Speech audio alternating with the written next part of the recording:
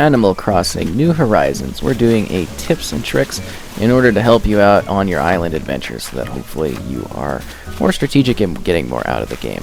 So to start, you're going to get a lot of items, and you get this through a guy named Tom Nook. He's at his store, and as you do missions, you'll unlock new tools, new items, and new things that you can do.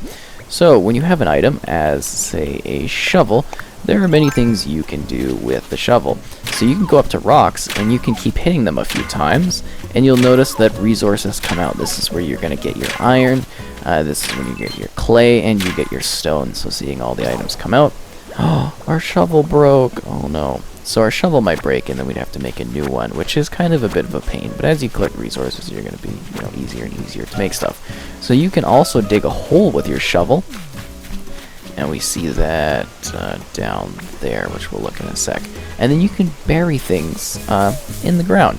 So if you collect an item like an apple or a different exotic fruit, if you're visiting a friend, that's a great way to get new items, by the way, is to visit a friend, because they might have things that you don't have, different like plants and crops like oranges or pears, and you can bury that in your actual area.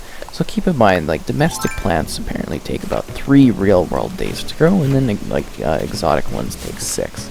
So you see over here we've got a hole, and then we'd be able to take an item such as an orange, and we'd be able to grow it there if we were back home. We're on a travel island right now, so we can't do that. But you get the gist of it. Great. So another aspect of play is the axe. So you can take your axe, and depending on the type of axe you have, you can either cut a whole tree down or just part of it. And that's how you get different kinds of woods. You get softwood, hardwood, everything like that. And you're left with a tree stump, which you got to dig out. A good way to make money is to collect a ton of weeds and kind of sell them, as is collecting fruits and stuff. But you do want to replant your fruits in order to basically get new trees and get new resources. Seashells are a great thing to find. And another aspect of play, if you do see a shiny little part of the world on the ground, like a shiny little decal that you can see on the green pattern there, the triangles, if you dig that up, you'll actually find bells, and bells are the currency in the game. So with that, you can actually replant it up to $10,000, and you'll get a reward when that tree actually grows into a money tree, which is really cool. And if you see these little almost starfish looking things on the ground, those are fossils. So you dig into that, and you'll actually pick up a fossil. But if you're on a bamboo island and you dig into those, you'll actually find bamboo stalks. So keep that in mind when you are playing. Flowers are good for selling, especially if you come to these exotic islands. To catch bugs, you'll need an actual net. We got a pretty good net here. And then you go up to the bug, but you want to be careful. You don't want to run up to it because it could run away and get scared. And there's also fish, so for fishing, so you got to be careful in how you're lining up your net.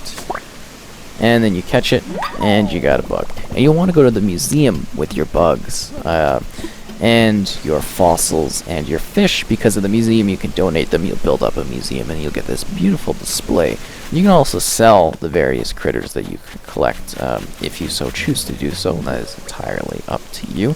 And you'll get good money, but you might get something that is like really hard to come across when it comes to, say, like a fish or something like that. And you want it in your museum because you might not see the fish again, and some fish and some like other animals are like seasonal. So when it comes to fishing, it's kind of like a random chance thing.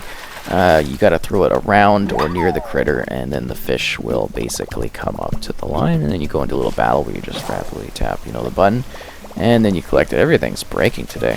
So if you do go on these island adventures, which you pay for Nook tickets, and we'll show that in a sec, you can actually buy more resources from the guy at the dock if you need them. But we've basically scavenged everything that we can off of this island. We've taken everything from it.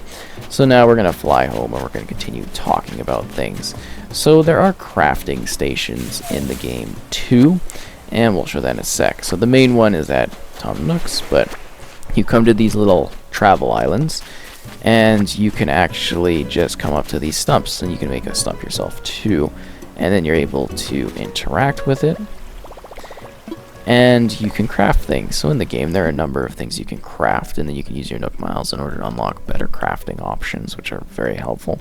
And you get a resource breakdown, and you need a new axe, and you will actually need the flimsy axe in order to make better axes. And you see the different types of axes, the different types of other items, and you can craft many unique things here for your experience.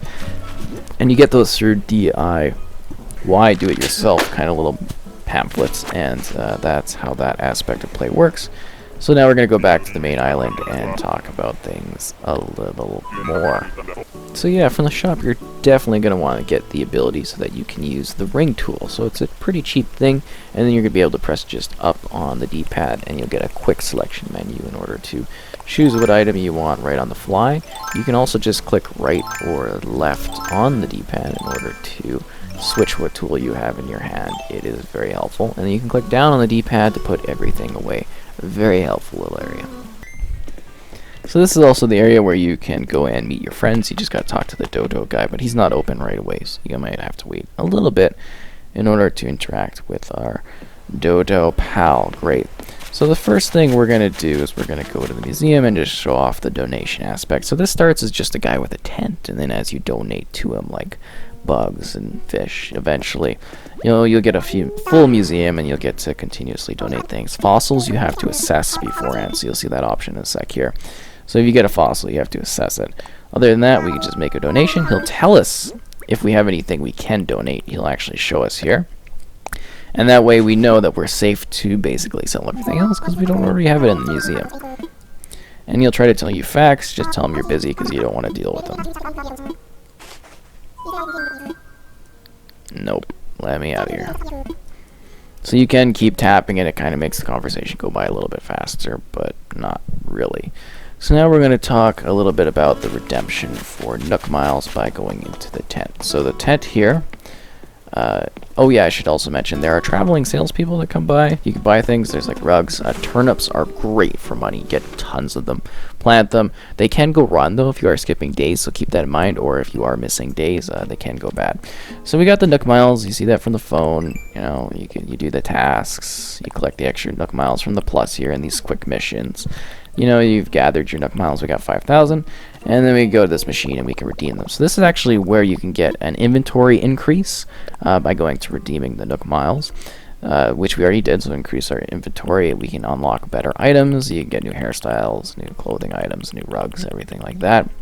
So where we just were was a Nook Miles ticket. So that's a great way to get iron if your home area is out of rocks and stuff to hit. Go to these islands, get all those resources. It's a really great spot. So we can sign off here. If you are repaying your loan, also use the machine, use the ABD, and I think we've got like a $200,000 loan right now. And also keep just talking to Nook, as he'll give you options for things that you can basically do, missions, and for planting and placing new people down in your territory. I definitely suggest you get the vaulting pole, because like the ladder that gets us to new areas, the vaulting pole allows us to travel across the islands, and this is where you're going to get a lot more resources when you're early, in the early days of playing this, so you can actually go over there, and that's quite nice. So these two kids in here where you sell your items to, they're normally in this tent until you kind of level up to the point that you get to get Nook's Cranny going on. And then this is a new place where you're constantly getting new items every day, and having new item options for selling. So we can go to these guys and we can sell a bunch of things I want to sell. And then there's also an option where you can see on the side what is a hot item, and then you can sell it and you can make more money than you normally would. So you might want to actually stock up on things in order to make the most possible money from it. But I always find that selling weeds and selling flowers and bugs that are extras are a great way to make a quick profit and add to your resource count. But you definitely do want to actually be... Oh, no. Oh, my bad. Well, usually you would buy it. I'll sell it anyways because I want to keep going. I'll sell it later so we can keep going here. But yeah, that's how you can make good money, quick money. And again, turnips, great way to make a profit. So we're going to show off well, we can't really do the burying because of the broken shovel situation. We have to craft that. But we'll also talk about the map in general. So you get to place where your items are. I would suggest placing the museum close to you. That was a big pain in the original game, was the fact that you have to travel so far to kind of reach your museum. So try to place the essential buildings near you, and maybe kind of put your like friends you see in the bottom right corner of the map, the little houses with the neighbors, place those a little bit further away because they're not as important. You do get mail, so check that because you get items and gifts in it. So we're going to talk about the home experience at this point. You know, if you're not aware of what you can do with the home setting. So when you're in the home, you can actually click the D-pad and get a couple different options. So if you click right on the D-pad, or the four kind of arrow things on the left, the Joy-Con, you can see where your items are, and you can actually store resources here if you want to. So you can click X, and then you can press A, and then you can put it in storage so that it's here. You can also drop it on the floor and drag it around. If you click up, you can change the lighting design, or if you click down, you can actually go into a home decorating mode. Here you can press A on things and rotate them, or you can hold A and you can kind of move it around. If you want to change things that are on the wall, you should also mention you press X and you can see what's in your pockets to drag things out and use that. You can click the plus sign, and then you can actually edit things that are on the wall of your house and do the right stick here. You can move around to get different perspectives on it. And then you press B to go back to the floor, and then B to finish, so you're back outside of your house and ready to go. Cool. So in the game, a lot of it, which I guess I could have mentioned a little bit better, aside from the shovels hitting the rocks, is you can shake trees. So you shake trees, things will come out, food, resources, everything like that. And yeah, bees might come out. So if you have bees, if you're quick, you can use the net in order to catch the bee, and then you won't get stung. But if you do get stung, you need to use the medicine in order to heal your stung injury, because you'll come around with a big stung eye, which is something we said we were going to do, but someone else in the household fixed my guy's eye, which is kind of annoying. Oh, here are the starfish designs I was mentioning. So that's where we would have a shovel. We dig that up, we get a fossil and stuff like that, which would have been ideal at this point, but I'm going to have to go make another shovel in order to do that. Oh, and another one over here too, and another one over there. Lots of shovels going on here. Totally forgot about this island. I could have shown off. Wow, there's a lot. Here are the seashells. So you can pick those up to sell. Remember, you need the ladders in order to get to the higher areas. And you'll either have to do missions for that, or have somebody grant them to you just by dropping them. That's why it's good to have some friends if you have them available, in order to get items, share resources, and basically connect and move a little bit faster. It's a pretty big benefit doing that. But anyways, those are kind of the key aspects of Animal Crossing. Tips I hopefully you found helpful in regards to doing stuff. So just get your Nook Miles, gather your resources, visit islands to sell stuff, and just keep exploring, scavenging, collecting resources, reinvesting, paying off your loans, getting new things to do, and keep on playing. But again, if you are getting locked and you want to skip time ahead, that's really easy. You just go down to the menu, system settings. Oh, make sure you close the game. You actually have to click X to close the software and close it. Then go to system settings, and then go down to system, and then you can go to date and time, and you have to turn off synchronized clock via internet and change the day ahead, and try to do middle of the day too, so that you're not having to deal with nighttime if it is nighttime, because that's a little bit better. But I hope this kind of helped and gave you some good ideas in regards to what you should do in your Animal Crossing experience, and the collection and the money trees and everything like that. And if you have any additional questions, let me know. But good luck out there, and may your getaway be adventurous.